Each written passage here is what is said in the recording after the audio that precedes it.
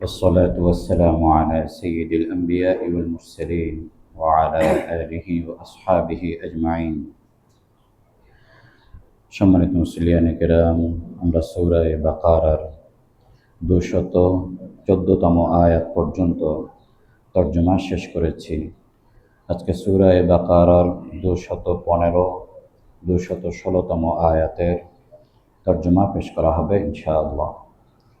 أعوذ بالله من الشيطان الرجيم بسم الله الرحمن الرحيم يسألونك ماذا ينفقون قل ما أنفقتم من خير فللوالدين والأقربين واليتامى والمساكين وابن السبيل وما تفعلوا من خير فإن الله به عليم كتب عليكم القتال وهو كره لكم وعسى أن تكرهوا شيئا وهو خير لكم وعسى أن تحبوا شيئا وهو شر لكم والله يعلم وأنتم لا تعلمون।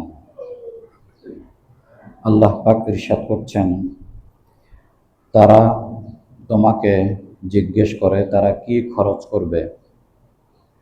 বলে দাও, তোমরা কল্যাণকর যা কিছুই খরচ করো তা তোমরা তোমাদের পিতামাতা, আত্মীয় স্বজন, ইয়তীম, মিসকিন এবং মুসাফিরদের জন্য খরচ করবে। আর তোমরা যা কিছুই খরচ করো আল্লাহ তাআলা সে সম্পর্কে সম্যক অবগত।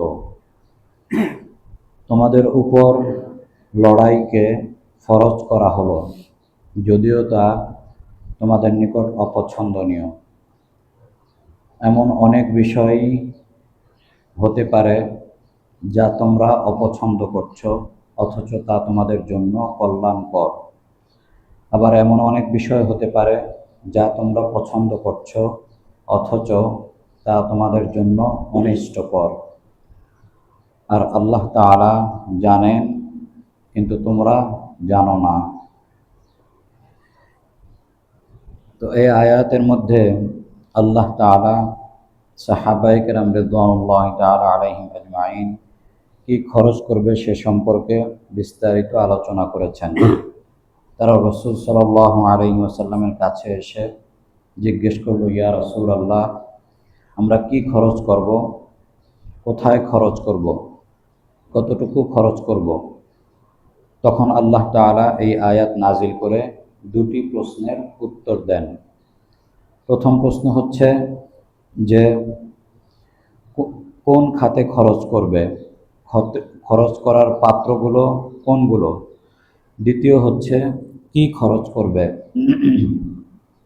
তো আল্লাহ তাআলা এর উত্তর দিলেন যে কুল মা আনফাকতুম মিন খায়রিন, আপনি বলে দিন তোমরা কল্যাণকর যা কিছু খরচ করবে তা ফালিল ওয়ালিদাইনি, তোমাদের পিতামাতা, ওয়াল আকরাবিন, তোমাদের নিকট আত্মীয়, ওয়াল ইয়াতামা, ইয়তীম, ওয়াল মাসাকিন, মিসকিন, ওয়াবনিস সাবিল, পথচারী, মুসাফির, এদের উপরে খরচ করবে।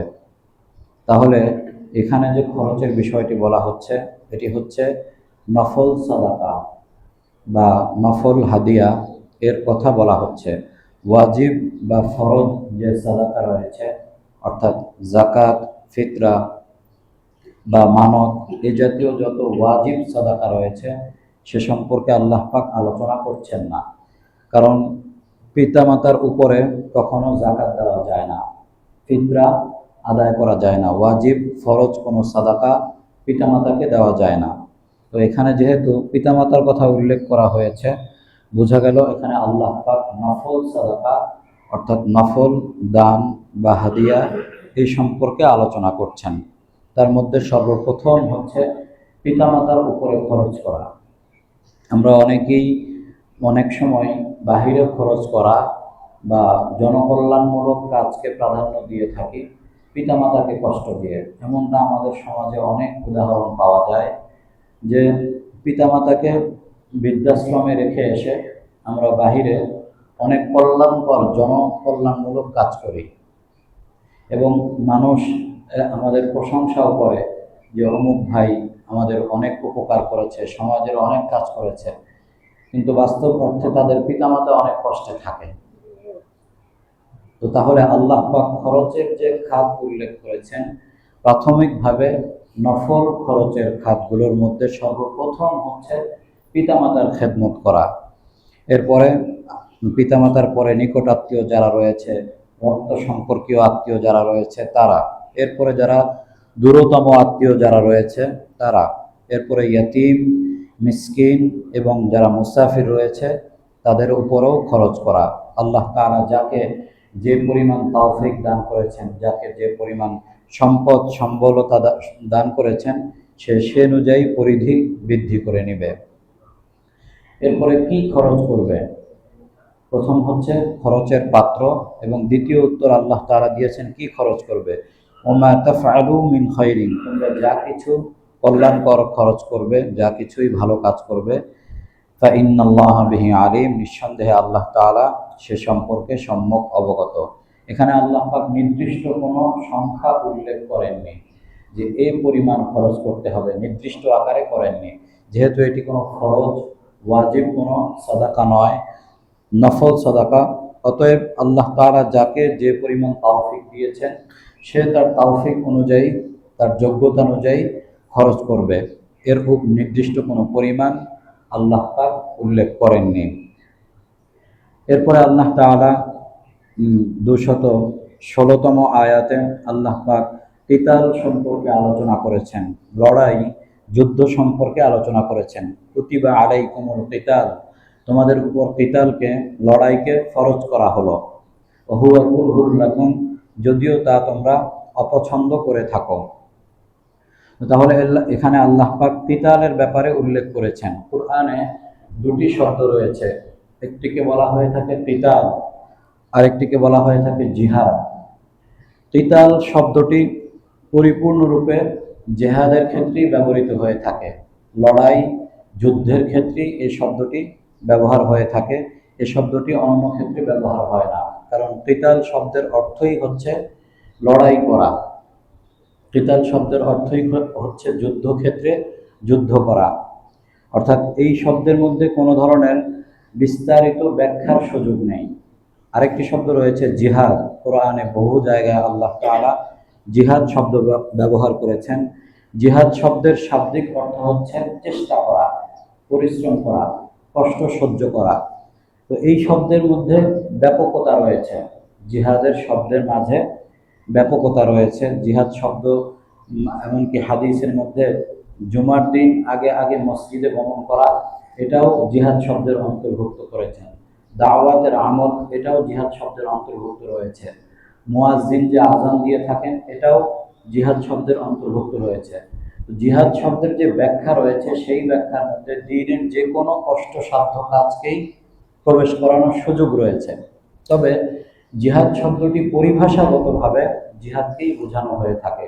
রাসূলুল্লাহ সাল্লাল্লাহু আলাইহি ওয়াসাল্লামের জামানায় এবং সাহাবায়ে কেরামের যুগে জিহাদ বলতে তারা যে বিষয়টাকে বোঝাতেন, সামাজিকভাবে জিহাদ বলতে পরিভাষাগতভাবে যে বিষয়টাকে বোঝাতেন, সেটা হচ্ছে ময়দানে গিয়ে যুদ্ধ করা।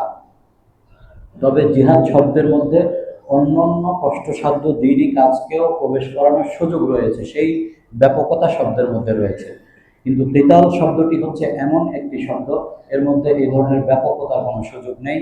কিতাল শব্দের অর্থ হচ্ছে লড়াই করা, এবং এটা বাস্তব অর্থেই ময়দানে, মাঠে লড়াই করার বিষয়টি আল্লাহ পাক আমাদের উপর ফরজ করেছেন।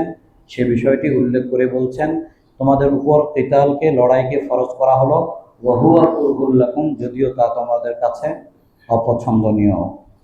ওয়া আসা আন তাকরাহু শাইআন ওয়া হুয়া খায়রুল লাকুম, আল্লাহ পাক বলছেন যে এমন অনেক বিষয় হয়ে থাকবে, সম্ভবত তোমরা তা অপছন্দ করে থাকবে, অথচ তা তোমাদের জন্য কল্যাণকর। ওয়া আসা আন তুহিব্বু শাইআন ওয়া হুয়া শাররুল লাকুম, আবার এমন অনেক বিষয় হয়ে থাকবে যা তোমরা পছন্দ করো, ভালোবাসো, কিন্তু তোমাদের জন্য তা অকল্যাণকর, অনিষ্টকর। তো এটা শুধুমাত্র কিতালের ক্ষেত্রেই নয়, বরং আমাদের জীবনে যদি আমরা আমাদের বাস্তব জীবনের প্রতি লক্ষ্য করি, আমরা হয়তো কোনো বিষয়কে ভালো মনে করে জীবনের সকল কষ্ট সহ্য করে আমরা সেই বিষয়টিকে অর্জন করার চেষ্টা করি, কিন্তু শেষ পর্যন্ত আমরা ব্যর্থ হই। তো হয়তো বা আল্লাহ পাক সেই ব্যর্থ হওয়ার মধ্যে আমার জন্য কল্যাণ রেখে দিয়েছেন, কিন্তু আমরা সেটা বুঝতে পারি না, আমরা এই কারণে সেটাকে অপছন্দ করি। আবার এমন অনেক বিষয় আছে আমরা সেটাকে অপছন্দ করি, আমরা সেটা চাই না, বা সেই বিষয় থেকে নিজেকে বিরত রাখার জন্য আপ্রাণ চেষ্টা করি, কিন্তু হয়তোবা ওটার মধ্যেই আমাদের জন্য আল্লাহ পাক কল্যাণ রেখে দিয়েছেন। সে কারণে সেই বিপদ থেকে বাঁচার জন্য হাজার চেষ্টা করা সত্ত্বেও আল্লাহ পাক সেই বিপদের মধ্যে আমাকে ফেলে দেন, কারণ আল্লাহ জানেন এই বিপদে আমার বান্দা পতিত হলেই তার জন্য কল্যাণ রয়েছে। তাহলে এই অদৃশ্যের বিষয়, গায়েবের বিষয়, যেটা একমাত্র আল্লাহ জানেন, আমরা জানি না, যেহেতু আল্লাহ পাক জানেন সে কারণেই আল্লাহ পাক আমাদের ইচ্ছার বিরুদ্ধে গিয়ে, আমাদের চাওয়ার বিরুদ্ধে গিয়ে আল্লাহ পাক আমাদের এই পরিস্থিতিগুলো দান করে থাকেন। তো সেটাই আল্লাহ পাক উল্লেখ করলেন যে এমন অনেক বিষয় থাকবে তোমরা অপছন্দ করো কিন্তু সেটা তোমাদের জন্য কল্যাণকর, আবার এমন অনেক বিষয় থাকবে তোমরা পছন্দ করো কিন্তু সেটা তোমাদের জন্য ক্ষতিকর। ওয়াল্লাহু ইয়ালামু, আল্লাহ পাক জানেন, ওয়া আনতুম লা তা'লামুন, আর তোমরা জানো না। তাহলে এই যে কিতালের বিষয়টি, লড়াই, এই বিষয়টি প্রকৃতপক্ষে মানব স্বভাব এটাকে পছন্দ করে না, যে এই লড়াই করা, লাঠি সোঁটা নিয়ে এই ধরনের পরিস্থিতি সৃষ্টি করা। মানুষ স্বাভাবিকভাবে শান্তিতে ঘুমাতে চায়, কিন্তু দ্বীনের ব্যাপারটি এর সাথে সম্পৃক্ত নয়, কারণ আল্লাহ পাক জানেন যে যখন পৃথিবীতে বান্দা এই জাতীয় বিষয়ের মধ্যে যাবে তখন পৃথিবীতে আল্লাহ তাআলার খেলাফত কায়েম হবে, আল্লাহ তাআলার দ্বীন আল্লাহর জমিনে প্রতিষ্ঠিত হবে। আর এই পরিস্থিতি সৃষ্টি হওয়া ছাড়া কখনোই পৃথিবীতে আল্লাহর জমিনে আল্লাহর দ্বীন প্রতিষ্ঠিত হয়নি। প্রতিষ্ঠিত হতে হলে লড়াই এবং এই কিতালের মাধ্যমেই হবে, আর সে কারণেই আল্লাহ পাক এটা বলেছেন। এরপরে আল্লাহ পাক তোমাদেরকে মর্যাদা, তোমাদেরকে আল্লাহ পাক সম্মান, পৃথিবীতে তোমাদের সমস্ত মসনদগুলো তোমাদেরকে দান করবেন। কিন্তু এর আগে যদি এই কষ্ট, এই কিতালের মধ্যে যদি তোমরা না যাও, তাহলে আপাদমস্তক তোমাদের অপমানিত অবস্থায় তোমাদের পৃথিবীতে অবস্থান গ্রহণ করে বেঁচে থাকতে হবে। মুফাসসিরিন কেরাম বলেছেন, যদি কারো জীবনে এমন পরিস্থিতি নাও হয়ে থাকে, অর্থাৎ সে লড়াই করেছে, সে দ্বীনের জন্য নিজের জীবনকে বিলিয়ে দিয়েছে, কিন্তু সে কল্যাণকর কোনো কিছু দেখতে পায়নি, এমনটা কারো জীবনে হতেও পারে। যে আল্লাহ তাআলা কোরআনে বলেছেন যে তোমাদের উপর কিতালকে ফরজ করা হলো, তাহলে বোঝা গেল এটা আমাদের জন্য কল্যাণকর, এ কারণেই আল্লাহ পাক ফরজ করেছেন, যদিও আমরা অপছন্দ করি, যদিও আমরা এর মধ্যে কল্যাণ দেখতে না পাই, কিন্তু আল্লাহ পাক এর মধ্যে কল্যাণ দেখতে পাচ্ছেন। কিন্তু কোনো মানুষ এমন হতে পারে সে কিতালে নিজের জীবনকে বিলিয়ে দিয়েছে, সারা জীবন তিনি কিতাল করেছেন, কিন্তু তিনি কোনো ভালো কিছু দেখে যেতে পারেননি, এমনটাও হতে পারে। কিন্তু এর অর্থ এটা নয় যে আল্লাহ পাক কোরআনে যা বলেছেন সেটার উল্টো কোনো বিষয় হবে, বরং মুফাসসিরিন কেরাম উল্লেখ করেছেন কিয়ামতের ময়দানে এই ব্যক্তি তার পরিপূর্ণ ফলাফল, পরিপূর্ণ পুরস্কার আল্লাহ তাআলার দরবারে পেয়ে যাবেন, এবং তিনি যে পৃথিবীতে কষ্ট সহ্য করে বিদায় গ্রহণ করেছেন এর ফলাফল আল্লাহ পাক হয়তোবা কয়েক প্রজন্ম পরে প্রকাশ করবেন। তিনি দেখে যেতে পারেননি, কিন্তু তার আরো 2-3 প্রজন্ম পরে গিয়ে এর ফলাফল আল্লাহ পাক পৃথিবীতে প্রতিষ্ঠিত করবেন।